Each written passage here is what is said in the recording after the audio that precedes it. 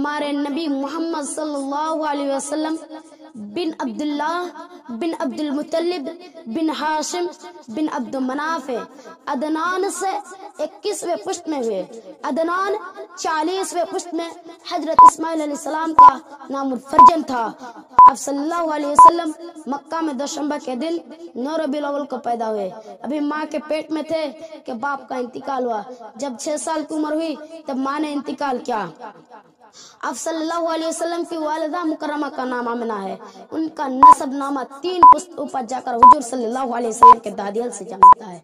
جب آپ صلی اللہ علیہ وسلم 8 سال 2 مہینے 10 دن کے ہوئے تو دادا فوت ہوا۔ ابو طالب جو آپ صلی اللہ علیہ وسلم کے والد عبداللہ کا حقیقی بھائی ایک ماں سے تھا، تعین ہوا۔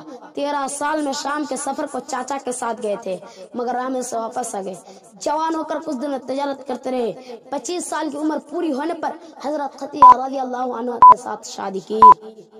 پھر حضور صلی اللہ علیہ وسلم اپنے اوقات کو اللہ تعالیٰ کی عبادت یا لوگوں کی بھلائی میں پورا کرتے رہے۔ 35 سال کی عمر تھی جب قریش میں